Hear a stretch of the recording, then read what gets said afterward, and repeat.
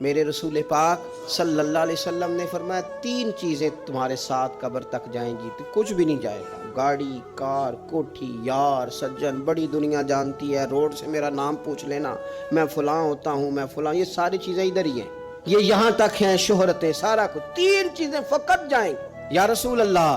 صلی اللہ علیہ وسلم وہ کون کون سی؟ تو نبی پاک صلی اللہ تعالی علیہ وسلم نے فرمایا ایک علم نافع، اپنے علم سے کسی کو فائدہ دے جاؤ، اور دوسرا فرمایا نیک اولاد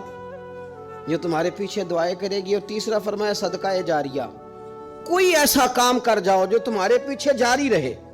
جس کا سلسلہ بنتا ہی رہے، جس کی بات ہوتی ہی رہے، یہ صدقہ جاریہ ہے، یہ تمہارے لیے ہمیشہ جاری رہے گا۔ وہ شخص جس نے کنواں کھدوایا، وہ جس نے قبرستان کو جگہ چھوڑ دی، وہ جس نے رستہ کشادہ کر دیا، وہ جس نے اپنی زمین مسجد کو وقف کر دی، وہ جس نے مدارس کے لیے جگہ دے دی، وہ جس نے مسجد کی تعمیر کرا دی،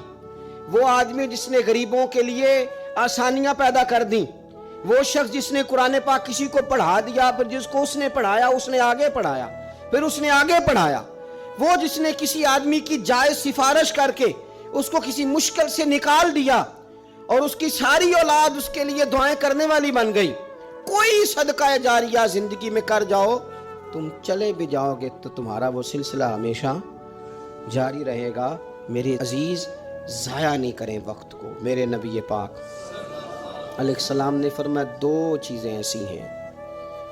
جن میں بہت سارے لوگ دھوکے کا شکار ہیں، انہیں غلطی لگ گئی 2 چیزوں کے بارے میں، 2 چیزیں، صحیح بخاری ہے، لوگ غلط فہمی کا شکار ہیں، 2 نعمتیں ایسی۔ یا رسول اللہ کون سی؟ فرمایا ایک تندرستی،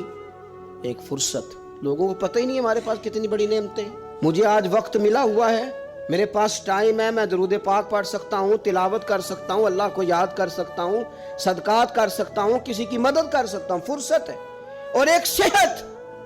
اور سجنوں، وہ لوگ بھی ہیں جو اب کرسیوں پہ نماز پڑھتے ہیں،